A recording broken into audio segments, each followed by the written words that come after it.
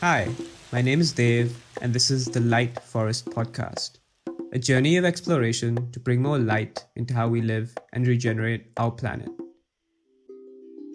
In Season 0, join me for conversations with changemakers from around the world as we dive deep into areas such as Asian philosophy, indigenous knowledge, regenerative economics, spirituality, and more, searching for the interconnected roots to the many crises engulfing our planet, from war and digital technology governance to climate and health. Hello, dear listener. Welcome to this new episode of the Light Forest Podcast. I'm your host, Dave, and thank you so much for joining.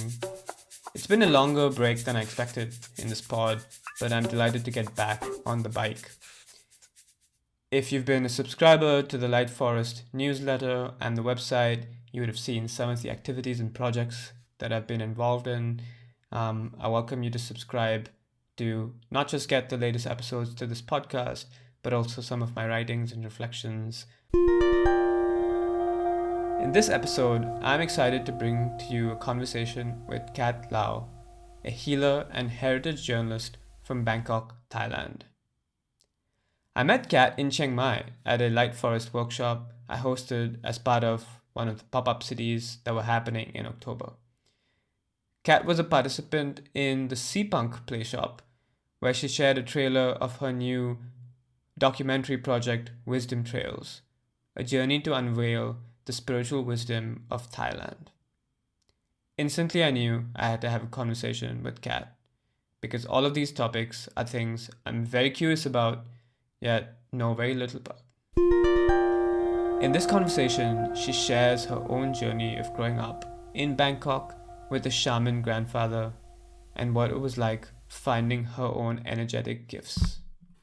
Cat lifts the lid on what Thai traditional healing systems and the deep wisdom networks that once existed in Thailand but have been gradually marginalized in the name of modernity. Chances are that you've been to Thailand, visited a temple, or gotten a massage. Yet there's a deeper wisdom behind these systems that most of us miss. Yet we keep coming back for that massage, looking for some relief, but without awareness of what truly ails us beyond what our senses alone tell us. Kat points out that we are in this moment of transition from an old world to a new world. And in this new world, she describes the importance of connecting to the invisible realm, of finding what makes us human and how that can be our guide in this space. Her own journey of creating wisdom trails is a living testament to the support that finds us when we live from a place of authenticity and trust. You'll hear straight from this conversation that Kat speaks with a tremendous authenticity and joy that left me feeling more cheerful throughout this conversation, especially as I was nursing a little bit of a sore throat and a congested nose. So, with that, let's move on to the episode. So welcome, Kat, to the Light Forest Podcast. Thanks for having me. Such a good intro. So it's almost 11 a.m. or 10:30 here in Thailand. I'm in Chiang Mai. Where are you joining us from? I'm in Bangkok right now, back to the busy city. Yeah, we got to meet in Chiang Mai at the Seapunk Symposium, and when I learned about the Wisdom Trails project and how you were, unveiling the spiritual wisdoms and ancient practices of Thailand, definitely caught my ear. I've been living in Thailand for almost 3 years, but to be honest, I know very little about the traditional wisdoms of Thailand. So I'd love to invite you, as is custom on the podcast, to paint a little picture about what a Thai traditional wisdom world looks like. What would it be like if we were living in a Thailand where these wisdoms were part of our lives? Yeah, it's interesting that, you're saying that you've lived here and yet you know so little about it. So I think there already lies one of the big problems of today in a world where we need it so much. We've forgotten all this wisdom. And I guess in a world where I'm imagining that all of us are better is when we have more connections to these wisdom holders, where we have a trusted elder to go to in times of need and rough times.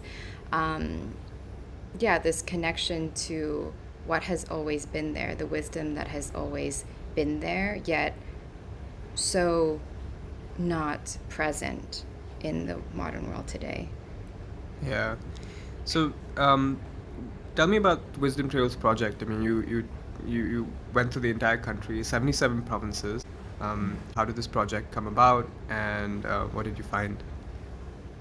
Yeah, the goal is to get to 77. I haven't quite made it yet, but I think this search started ever since I was a little kid because I grew up with a grandpa that's a shaman. So I was always exposed to a reality that includes the intangible world, which I didn't realize until later is so precious to my well-being. Um, and so yeah, like having that reality, going to see my grandpa, and knowing that somebody can always have my back and give me advice on things that I can't see, was so helpful. This intuition, this ability to see the unseen world awoke within me later in life, and it's usually through heartbreaks that really get me to realize that I need to depend on this other realm too. So my grandpa was always that source of hope, of support for me, until I went through a really, really rough heartbreak at around 22, where I first found my way to yoga. Yoga was always supportive in the way it treated my body, but there was always something else with this fifth element of sacred things that made me always go back to yoga because it fed my spirit, it fed my soul. With that intuition awakening within me, I went back to see my grandpa at some point, and he saw something different within me, and he was like, Kat, you have what I have. And then it was like dun dun dun, this like world awoke, and basically I became a practitioner supporting people through their healing, healing their inner worlds, supporting their connections with other people, because our relationships are our biggest mirrors. And eventually it led me down this path to work with corporates and organizations as well, which eventually led me into the wellness industry to understand what they're really offering, why they're really offering it, and coming to the conclusion that it at the end is an industry based on capitalism. I went to, Dave, I've been to all these like super luxurious wellness centers, retreats all around the world, and I was doing it like quite regularly at some point. I think it did feed me to a level until it didn't. And that was when I was very surprised at how empty it felt. Maybe because I was exposed to all of it already, I didn't feel the soul or the heart behind it. There was a place I went to that I felt worse after leaving than when I had entered, and it was because they fit my schedule, like packed it with treatments and consultations, because the goal was, again, to make the most money out of me, to squeeze it out of me while I was there. So I felt that when I left. I felt completely squeezed and wrung out like a towel, like a wet towel. And I think that made me ask myself, like, what is well-being? And I think I was always guided to nature, to rural people, to people that live simple lives, because they always felt more well than us city people. And it made me realize that well-being is so simple. And the wellness industry would be upset to spread this message, because you can't really make money off of real wellness. Like, it's simplicity, it's clean air, it's clean water. So that's when I realized who I wanted to trust with the messaging of what real well-being wellness is. And that's people who live closely to plants, who maybe even talk to them, who can to talk to animals, right? It's people who believe in connecting with their sixth sense. It's people who believe in this other element, the fifth element, that isn't earth, water, air, or fire, but it's the sacred things. So that's when I was like, okay, well, the wellness industry can't really, it's harder for them to sell that, because it's hard to standardize and validate with science. Something you can't see, quote unquote. It's something you can't see, so maybe you can't sell it. So yeah, that's when I realized there's a secret here that I want to lean into and uncover, and that's what led me to Wisdom Trails. I wanna go into the invisible realm, but maybe before that, even I want to hear a little bit more about your relationship with your grandpa. Tell me, where did you grow up? Where was he living at the time? And it strikes me you've had your own trails and journey that have taken you through different spaces, as you talked about, and perhaps different countries and different economic and political systems, but ultimately bringing you back here. What did that growing up experience look like with a shaman grandfather? It wasn't typical, for sure. Like, I grew up in Bangkok, and my grandpa lives in Bangkok too. So it's already a weird setup when I go to see him, because he lives in this little house apart from the family home, because he meditates like pretty much all day, prays all day, and he has all these shrines and sacred objects that he honors. So it's it's already a very different setup. And thinking of my grandpa when I was growing up, I was going to him for answers. Like, I remember going to him asking about like who my next boyfriend was going to be or like what I would study, when I was so stressed at some point, as kids are these days, with what to do with their lives. And my grandpa would give me advice on that. He would literally see my future. And,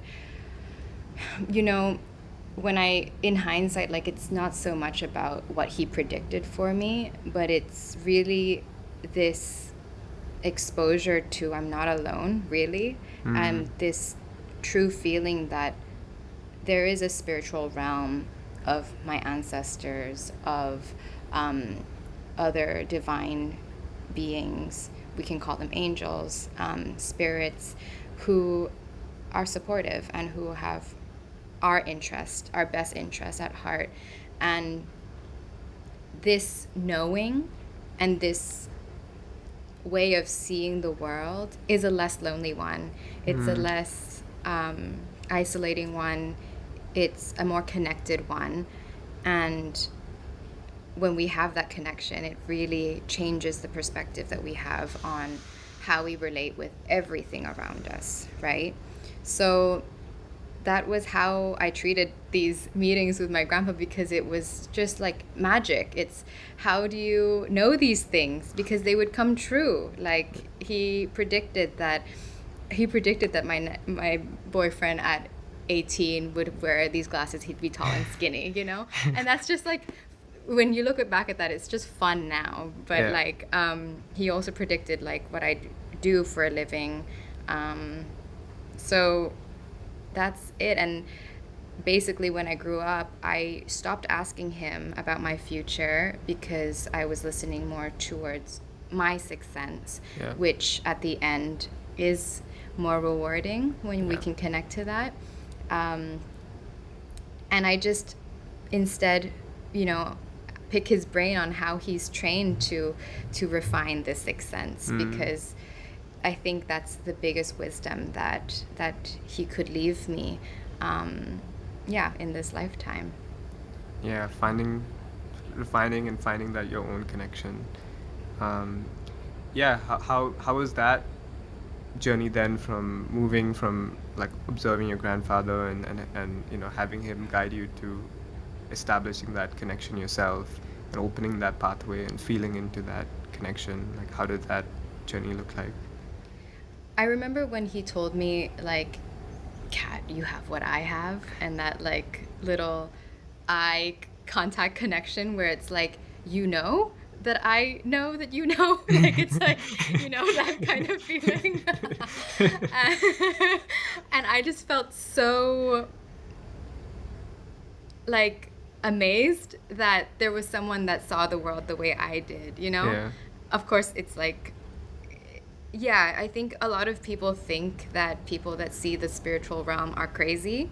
And a lot of my teachers are afraid of saying that they know certain things, because the world that we live in is driven by the logical mind, and you can't really explain these things with the logical mind. So that with my grandpa was like, oh, okay. It was like, have you seen Friends, like unagi, like you know what I see. And it was so rewarding, because when you have a mentor or a spiritual teacher that can guide you, that's incredibly important, especially when you're developing.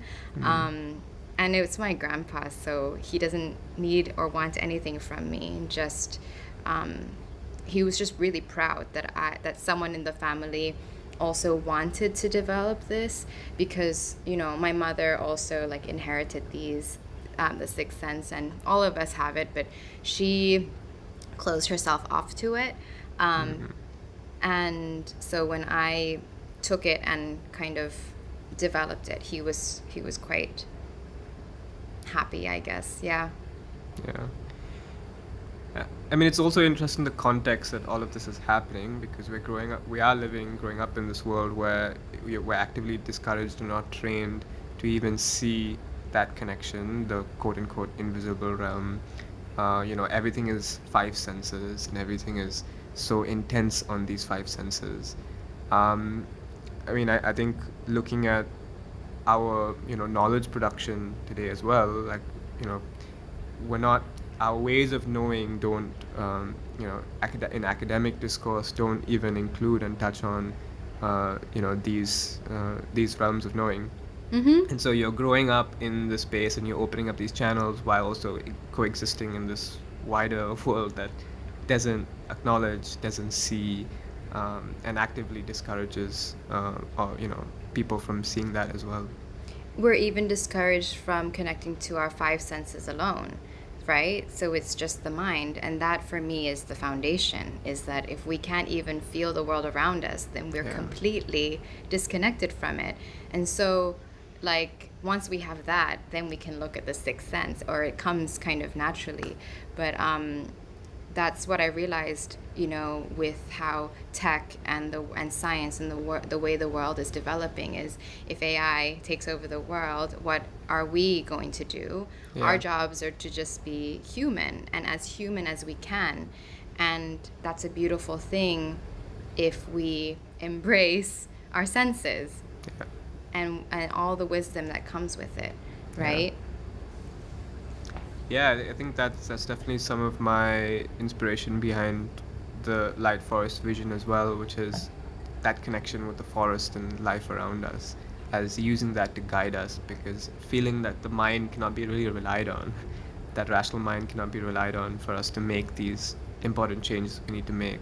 You mentioned yoga as something that nourished you early on. Yoga, Ayurveda, Chinese traditional medicine, these are the systems that we think of when we think of Eastern medicine, or we think of Eastern healing practices. And so Thailand doesn't seem to be sitting on the same table. So maybe guide us through, like, how do we understand Thailand and its what it brings to us in terms of these healing practices or ancient wisdoms. From a systems perspective, how do we understand what Thailand is? Yeah, you're catching a really important point. Is like, how are these other Eastern traditions so popular and have made it into the mainstream, right? And what happened to Thailand? Yeah. And it's historical. So my colleague Rosalia studied this quite a bit. We were not formally colonized. Thailand was not formally colonized, but we were kind of culturally, and we still today believe that West is best, and that happened. That happened with traditional Thai medicine. So these missionary doctors entered the palace. I forget the year, but basically they were the first men that were allowed into the royal palace to witness childbearing and a woman giving birth. And that's when they kind of said that our way was backwards, and that we needed to westernize our medicine and stop all these practices that nourished us so much. And even to this day, even the way we're teaching traditional Thai medicine, herbal medicine, or massage medicine, or even Buddhism, there's this kind of Western approach to the systemization of it that is wonderful in preserving this culture, yet it kind of misses out on the nuances of the spiritual beliefs that we have, of the diversity of knowledge that we have all over the country, right? So that's why also, like, we have 5 branches in traditional Thai medicine. One of them is, right, herbal medicine, internal medicine, external medicine, that's the massage. We also have Buddhism, that is the study of Buddhist teachings through traditional Thai medicine. And the other 2 is spirit medicine, which is Sayasat, and divine medicine, which is Horasat, using numerology and astrology and charts to study ourselves. So the one that's the most at risk, I would say, that we're losing is the spirit medicine one, because again, it's very hard to systemize, to simplify in a way that can be taught everywhere. And that's why I think celebrating the diversity of it, meeting all these spiritual elders, seeing how they see the world, and collecting that wisdom is so important right now. So Yeah. what is this system? The spirituality part. Yeah. In Thailand, we have this word that's Dai, right? And it's you can't really separate the mind and the heart and the soul from each other. And in Thai, we just have one word for that. And if we look at the Dai, the way to strengthen it is to develop it through spirituality. And that's my understanding of it. We can eat healthy, we can exercise, but if our Dai is not well, then what do we have? What is this? How do we support our spirit? Yeah. And when we look at the mental health crisis today, we're not looking to spirit medicine because it's so woo-woo for so many people. And this for me is a shame, because it's in the reality of indigenous people, it's in the reality of Thai people, yet again with this whole context of westernization, colonization, capitalism, we're not looking at this. And yeah, that's too bad. Yeah. The spirit, the Shen, as I'm familiar with some of the Taoist traditions as well, I think place a similar emphasis on nourishing the spirit. So then in Thailand today, what is you said that we're in danger of, this is the most at risk. What are the ways that, people are supporting it to stay, to find more popularity or to find more awareness? Like, what's that system of nourishment looking like? In terms of traditional Thai medicine as a whole, I think the government and the wellness industry is seeing a huge potential in making, of course, in a capitalistic sense, pushing Thailand as a wellness destination. And so that's why I don't see like massage going to be lost. Herbal medicines is getting a huge push, and Yeah. that's all wonderful. And there's something else, right? And this spiritual branch of Thai medicine is so hard to validate in the Western sense that it's the most at risk. And at the same time, if our souls aren't well, if our spirits aren't well, then are we even well? You know? And it strikes me that in focusing on, let's say, herbal and massage, but without forgetting the why, what exactly are we nourishing, then there's almost risk for some sort of harms to come about when you are focusing on certain aspects, but if you're forgetting that deeper essence, then you almost, I mean, the healing or that interconnection can't really happen. Exactly. Yeah. Like the why is so important, Dave, right? Like, why are you working on yourself? Why do I work on myself? And when I talk to clients of mine and when I talk to people that are going through hard periods in their lives, it's to ease the pain of the human experience. And that isn't always just physical, right? And how do we find more peace inside? How do we ease our thoughts? How do we ease our emotions? And the spiritual teachings of these elders that I've talked to is completely that. Every time I visit them, I feel this transmission of healing because of just the way they see the world. Can you share a few stories? Yeah. Yeah, like so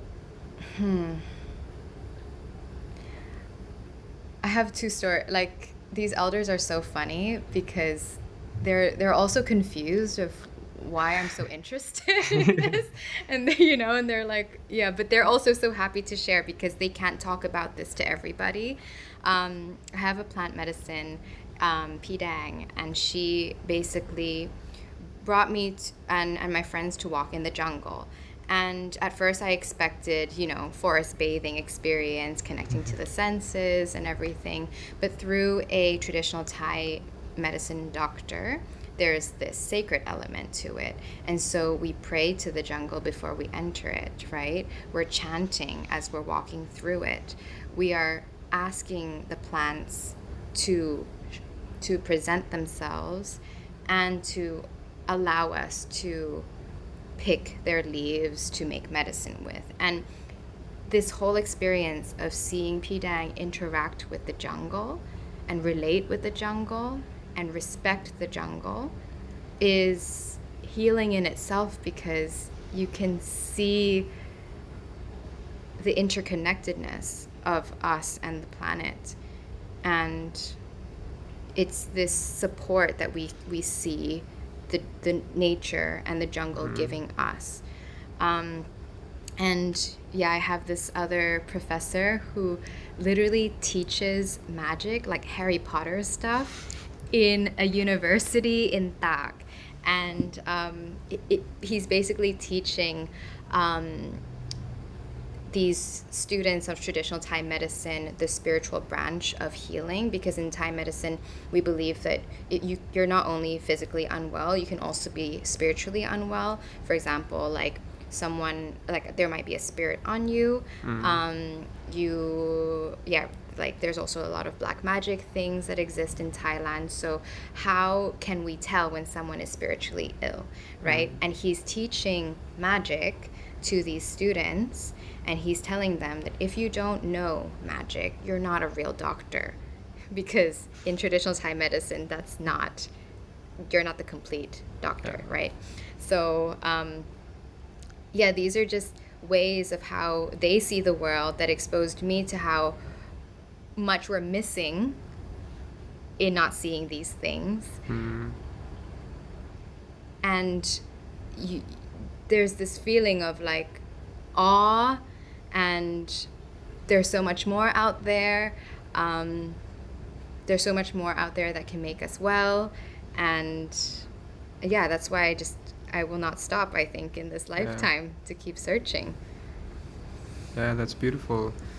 And then, I mean, you touched on a little bit about some of the, with the, modern wellness industry, and that's lack of focus on the soul, on spirit. Um, do you see then ways where where how do more people feel into that feeling of awe and that connection? Like, how do we, and this is, I think, a big motivation for me as I'm sort of trying to explore as well, is like, how do we on a larger scale start to bring and help people see this connection, and how do we have these, some of these elders, some of these shamans, some of these guides, how do we have them speaking and sharing what they have with like mainstream world, especially since our world is so sick right now. And we're we're in such a bad place, in such desperate need of this kind of wisdom and guidance. Yet it seems like the intermediaries that are playing the role are not helping in many cases. How do we, is there any insights that you've gotten from your own journey of how maybe bringing on more people, or how to connect this into the wider world? I think the biggest lesson is that we can't convince anyone of this, and what my teacher Ajahn Satyan has taught me, that there's a way to describe this through the lotus plant, right? So there are different types of people. There are some people who are the lotus roots, and they're in the mud, and they're not seeing any of this. Some people are sprouted out of the mud in the water, but they're still underwater. And then there are some people that are emerging from that water and are starting to, become aware of where they are in the ecosystem, what the world is looking like. And then there's this blossom of the lotus flower that is open to receive all these teachings. And you can't rush transformation, evolution. You can't tell people what you see that they don't see and expect them to believe you. So I think it's very basic. What we are talking about today is not where most people are, and I think that somehow we have to meet them where they are.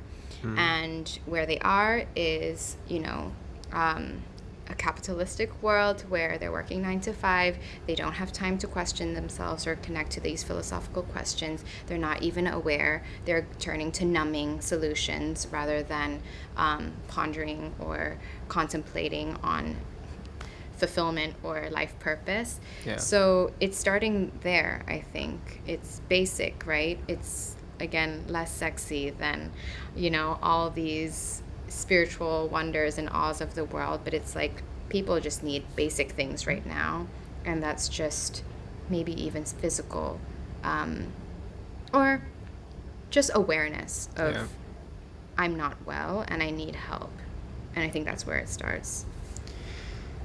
Yeah, I think like you said, turning inwards is difficult, and we've got to do the work, and so much of our modern medicine practice is all about just sticking a needle in me, or eating a pill and feeling better.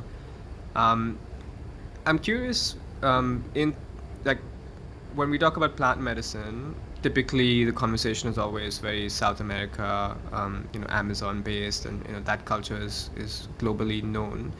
I'm curious to learn a little bit more about what does plant medicine and these kinds of systems look like in Thailand or in even Southeast Asia. I know that you travel around the region as well. It's the Seapunk space that we occupy. What does plant medicine or that kind of practice looks like here? I mean, plants are medicine naturally, right? So I think there's an exoticization. Is that a word? Like, we're making it more exotic to sell it, basically, in what we're talking about plant medicine as in terms of ayahuasca, and at the same time, like, it's just part of our culture here. We're eating it in foods, in herbs. Like, we understand that when our systems are overheated, what the herbs we need to take to cool it down, to rebalance it, right? So it's literally in our culture, but at the same time, we're losing that because the diversity is no longer cherished. So for example, like when we're eating a plate of som tam, for example, or like any Thai dips, right? We have like a lot of dips in Thailand. Before, these plates, these vegetables that used to be paired with these dips were herbal and plant medicines. With all these variety of flavors, like a leaf can taste sour, bitter, like like all these things. And now, what are we left with? We're left with cucumbers, little like long beans. Maybe if we're lucky, we also get a little bit of like white turmeric, but for the most part, this loss of diversity is showing, and we're being exposed less to these plant medicines and herbs. Oof. Well, thank you for emphasizing that like plants are medicine, and you don't need to put these two separate things together. Actually, that reminded me of a recent experience I had at the Pan Pan in around Chiang Mai, and learning a little bit about more of the biodiversity loss, and learning especially about how that we've lost something close to 90% of the plant diversity that we have. And I think you just outlined and emphasized so clearly of like what that means, that we're losing our ability to heal. And I mean, in the face of this global capitalist system which makes so much money off our healing, the global pharma is over $1 trillion industry.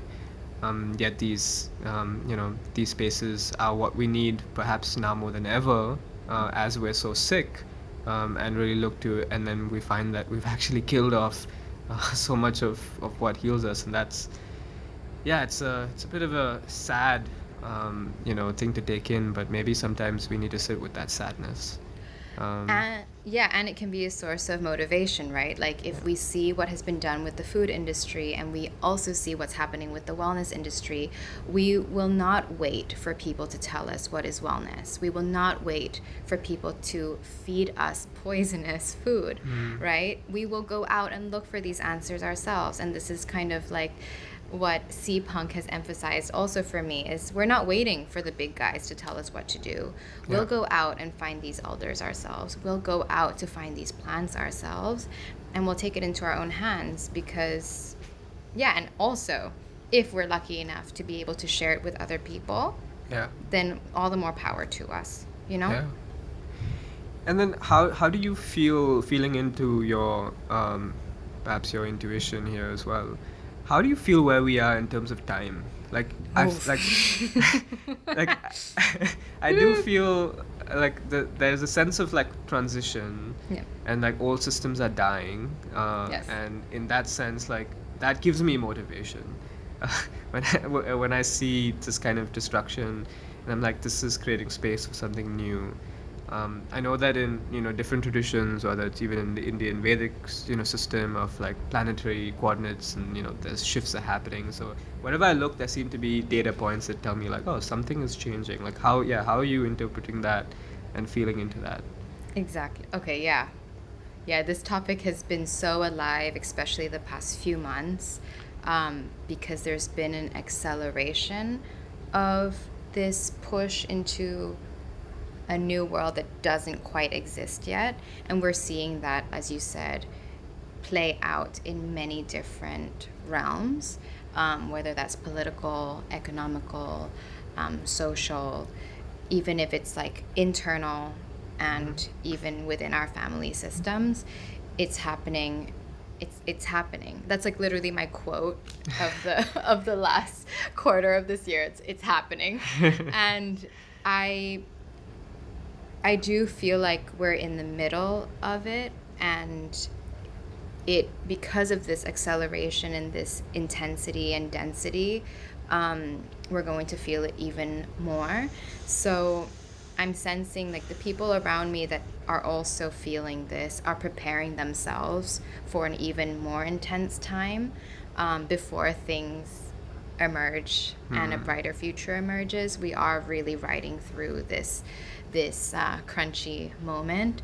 So I see like that's what you're talking about. That's what I'm doing through my project too, is we're drawing people that are seeing this together, and we're preparing for what the world is asking for and what it will need.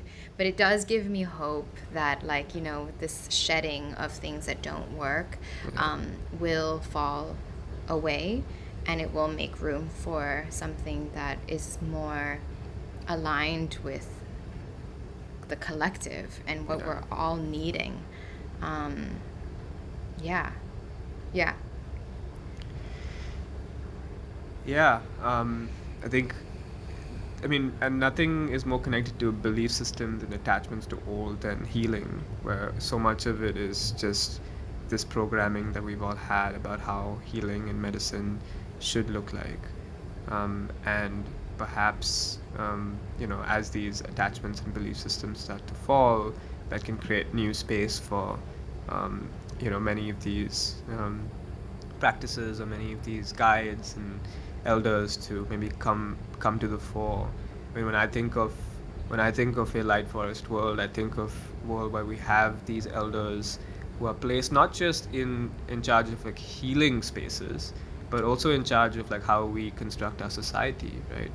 Like the basics of how do we do government and how do we do politics and how do we do the organization of power is so connected, and somehow finding space for these kinds of people and people like yourselves as well who are gifted with this energetic connection to help guide us, because while I hope that all of us can find our connections, we benefit so much from these people of wisdom, and how do we and thinking about how they can play a role in this overall restructuring of our society feels really Right. interesting to me.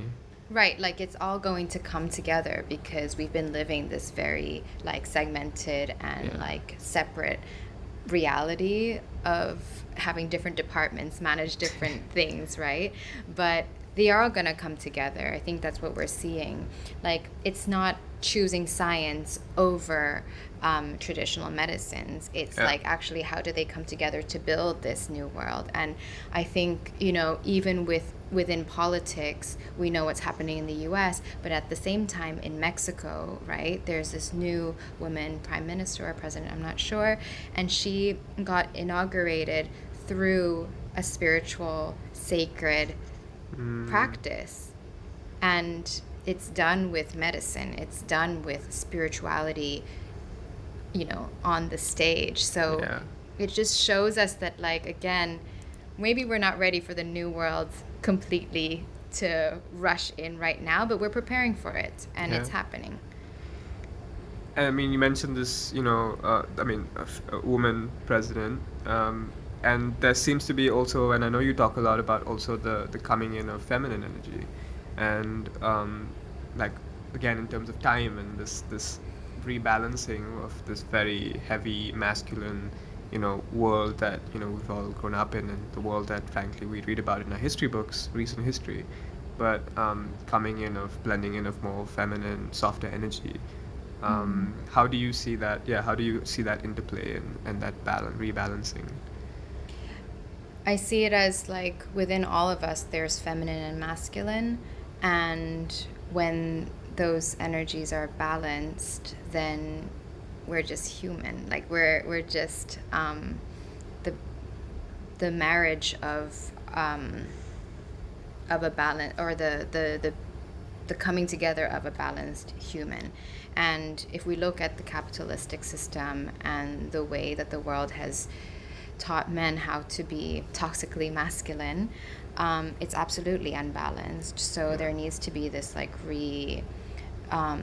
this support for the feminine to come in to rebalance that a bit. I'm not saying that, like, feminine should be ruling the world, but when we look at what we call feminine energy. It's care, it's softness, it's feeling, it's connectedness, it's all these things that we're currently missing.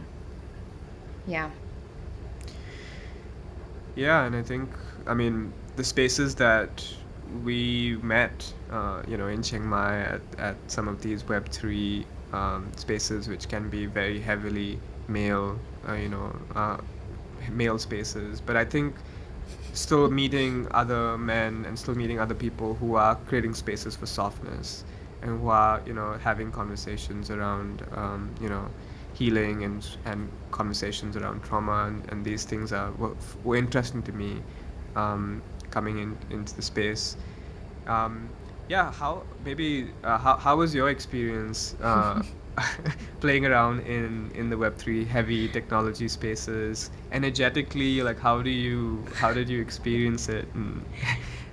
It was shocking. Like, first of all, never in a million years would have thought that I would be in that space. Like, I wouldn't be walking among all these crypto bros and like tech bros. This is Bangkok DevCon, Yes. 12,000 Web3 people all converging in the Queen Circuit Exhibition Center. Exactly. Imagine like just bros everywhere. And like me walking among this crowd and being like, what the heck? What kind of world did I walk into? But it's so surprising because I did feel this hope for building a new world that I really really enjoyed being around. There was excitement in what can be done. There's also, like, I don't know if you know more about this, Dave, but I have a sense that most people in this space are actually really into self-development, and they probably meditate quite a bit. They definitely lift and like work on their body. They're definitely gym bros too, but they also really care about like what more can they maybe hack, like biohack, to be the best humans that they are. So already there we have a good sign. And for the opportunity to even talk about spirituality, indigenous wisdom with Rosalia at DevCon with the Regen Hub, right? I was like, wow. These two worlds I never thought would come together, but it somehow does in this crypto Web3 space. And that gives me a lot of hope. That means that there's an opening and there's a receptivity to it. And let's see, like I feel like with science and spirituality, I don't really enjoy so much seeing sometimes the wording of how science needs to validate spirituality. But I do believe in innovation with science and spirituality, and that's this new world, right? The wisdom that we have from the past will not be relevant to the new world that we're building if somehow there isn't this translation or just thinking about how we can make it relevant to the humans of the future. So I think that's what is like coming, and I'm very, very excited to see what can come of that. Yeah, I think what I hear is integration, right? Like this rather than jumping from a polarity to another polarity of like completely negating these wisdoms to completely negating science and jumping back, trying to go back, but actually bringing it forward by integration.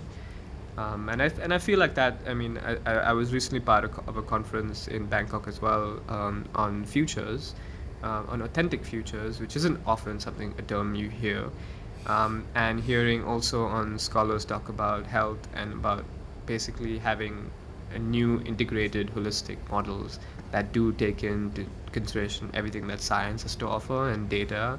And I think even interesting data points on how the so-called placebo effect can actually be measured in terms of brain waves, and actually what you imagine is what reality is. And that distinction, which is difficult to have conversations with, as you alluded to earlier, like when people don't really have a language to talk about these things, but maybe science is able to come in there. Right. And integration is basically what these top wellness centers are offering. Like the things that they're selling are highly personalized programs Yeah. and integration of science and ancient wisdom. The problem is that it's priced way high and it's only available to the 0.0001% of the world. So what would a world look like if our spiritual indigenous wisdom holders had the stage to share the nuances, the way they see the world, the knowledge they have with all of us in a way that, you know, is not exclusive Yeah. to a few of us. Yeah, I think we're all like saying the same things, you know? I mean, that's where your Wisdom Trails is coming in, right? To be there, sit on YouTube and beam to the whole world what these beautiful practices and knowledge systems are like. And I mean, I think also when I think of the Web3 part, I do feel like perhaps this is where the marriage can happen, where there are people, and what Web3 has is resources, financial resources, and ways to deliver those resources. And perhaps, but I think they maybe lack guidance of what's the best way it's used, and there's a lot of ways, but I think we could waste a lot of time, criticizing that, but I think it's what I think we find more valuable is finding ways where we can actually connect that and create pathways for those resources to come in. And I mean, a little reflection on that is I also, sometimes walking through these spaces and you see these biohackers, and sometimes my instant reaction is cringe. And especially memes like "don't die" and like longevity, and these things are like very difficult to be in the room with. But I did fight that urge to leave and at some point sit and just listen. And what I did find interesting, and I realized, and where I did find the connection with the space there is like, what you had was people who were questioning the existing belief systems about food, about diet, about health, and that I found I could relate to very deeply. People questioning this idea of like, how much food do I need, and what does a healthy diet look like, and all these things which we've been conditioned on, throughout our lives. And that I thought was interesting and healthy, like really playing around with belief systems around food. What they might be replacing that with is something that maybe I didn't quite resonate with. But at least the journey of like questioning your beliefs and moving away from the existing paradigm. And I think that's maybe where like this opportunity lies. Exactly. Yeah, it's, again, I think if we're working towards a world that is more integrated, then we also cannot play the part of separating people and ways of thinking. It's yes and. So yes, you biohack, and that's wonderful because you are going to become a better human, you're going to feel better in yourself. And how are you doing that? Are you doing that in the old way, in the capitalistic way? Are you continuing that cycle? Yeah. Or are we really building a world from the bottom up in a way that is different, that is truly integrative, that is respectful of wisdom holders, that is respectful of where this knowledge comes from, where you don't take credit for these things for yourself and make a bunch of money off of it, right? So with the wellness industry itself, I see a huge,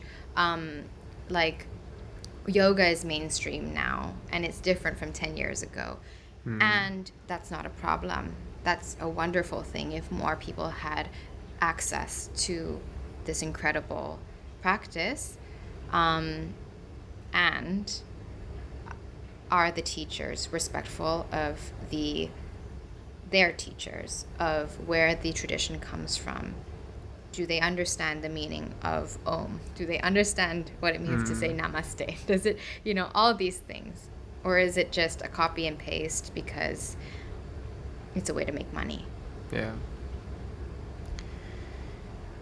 Yeah, and I guess that's where we're at right now, where we're seeing an explosion of all kinds of it, and um, it's it's certainly, yeah, it's certainly a challenge. Um, in doing wisdom trails, I'm curious, like, is there anything that surprised you? I wasn't, you know, I think this is something in me that I just like, I launch myself into things without thinking about what it would take to get things done. Like, I have a background in journalism, but I didn't think what it would take to create a documentary, you know? I didn't, I am completely surprised by when you are walking an authentic path that you're supposed to walk in this world, all this support comes up, right? Like, I would have never thought that all my clients that I've had before have turned into friends who have led me to most of my wisdom holders today.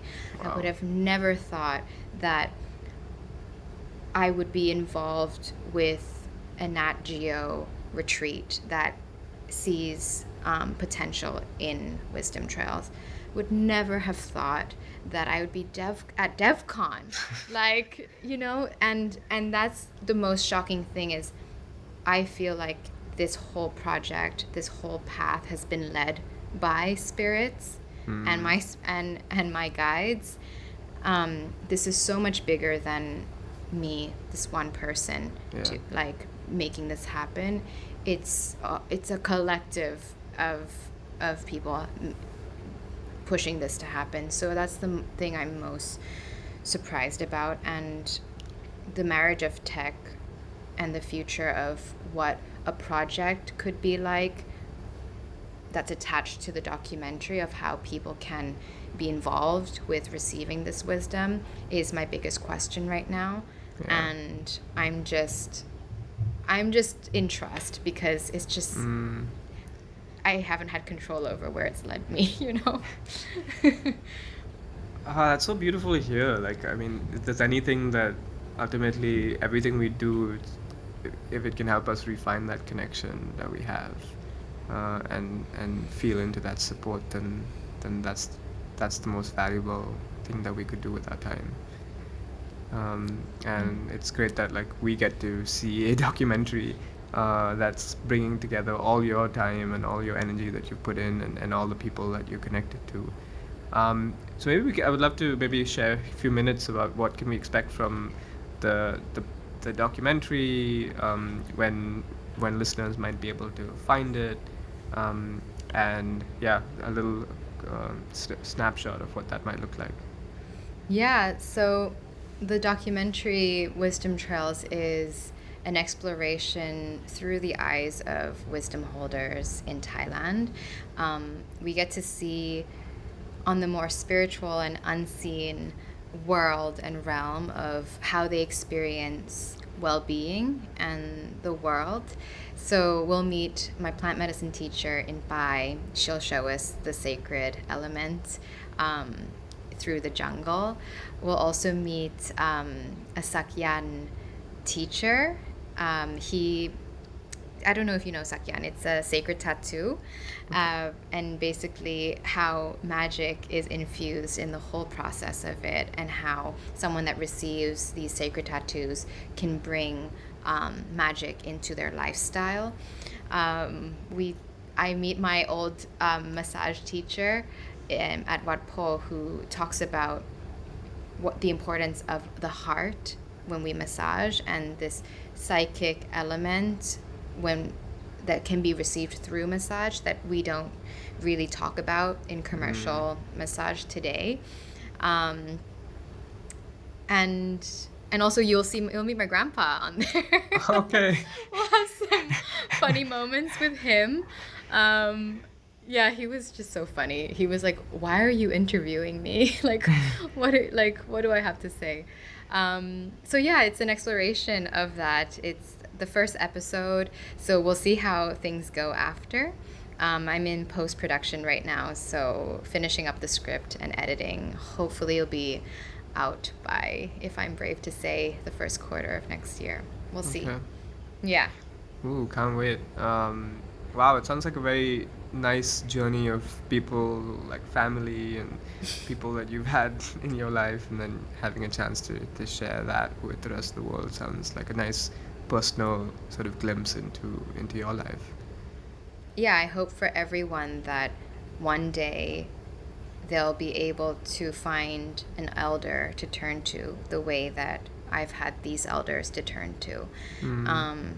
Because it just ultimately is well being for me. So, yeah, let's see how that goes.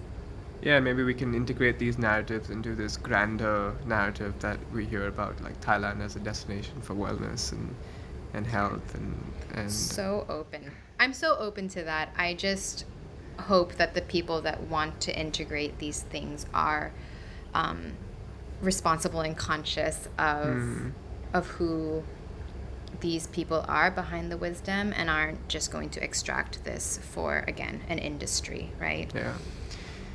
Yeah, and I think that's an awareness that sometimes I feel I lack as well, where I see indigenous knowledge or systems of people, and the instant reaction is like, okay, what I need to learn from that, Mm-hmm. that impulse is so strong sometimes, even among people who have a good intention, um, and I think I was reading recently. I was reading Sandtalk, an Australian indigenous wisdoms thinker, Tyson Oh, Yunkaputra. yes. Yes, yes. I Uh, started reading that too. Yeah, such a great book, and I mean, I love his tone, and he Mm-hmm. talks about how the failings of academia to try to, whenever they bring an indigenous thinking, they're just so piecemeal about it, and it's always trying to extract it in some way and find some term to use, and ultimately, it's lack of focus on what he says is on the ways of being rather than the ways of knowing. It's like academia, the world is so focused on like what do we know versus what are the ways that we need to be in order for us to receive this. Exactly. I think that's like one of the key points is that extraction is what can I take from it and gain from it. The Um, separate you and me. exactly. And that is old world, right, Dave? And new world is how can I be with it? Yeah. It's a part of it's a part of your reality, the indigenous teachers, plant medicine healers realities. How can I be with that and accept it as my reality too? Yeah. And perhaps like on this sometimes it can feel like a lot of doing needs to happen. Uh, but perhaps sometimes the easiest thing to do is to stop trying to do and to maybe just, as you said, just be with it and trust that flows will happen and connections will happen, even though we may not see it. And again, like it's like going back to our own training of like, well, I feel so trained to always look for very tangible, visible things, changes, but often it's the subtle, the quote unquote invisible and I mean, we touched on the start of the episode about how like people distrust invisible, but the reality is that right now we're having this conversation thanks to a bunch of invisible, you know, connections, between laptop and headphones. Well, maybe not in our case right now, but in terms of Wi-Fi signals and so much of invisible that's actually part of our everyday existence that we don't really like acknowledge. I think that's why Web3 or tech people kind of can understand spirituality a bit more because they understand the unseen, intangible world. There's some similarities there that I feel like they get, you know? But what you said also on doing and being, doing capitalistic old world, being this new, also more feminine world, just to feel. And again, if we're talking about humans, and what we're here to do is to really get deep into our senses and be human beings, right? Whew, well, I think that's a really beautiful note to maybe pause it. I think we could have this conversation for much longer. Kat, it's been such a pleasure. Um, what are the ways that people can maybe find you online? I know, or even book a session with you to have a conversation with you. Yeah, I think the easiest is Instagram. So Cat Lau Healing. You can find me there, and I'd love to hear from anyone who has thoughts, wants to reflect with me. Yeah, thanks so much, Dave, for again, we could be talking about this forever. And we share so many similar trains of thoughts, and yeah, thanks so much for having me on the podcast. This is awesome. Well, we'll have another conversation once with the episode with your grandpa is out. Yeah, really happy to. Maybe you can meet him one day in Bangkok. I'd love to. All right. Thanks, Kat. Thanks so much. Thank you so much for tuning into this episode. I hope you enjoyed it.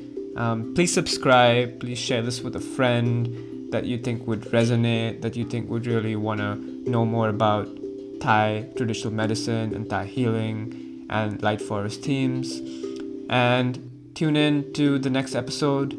Until then, take care, be well, goodbye.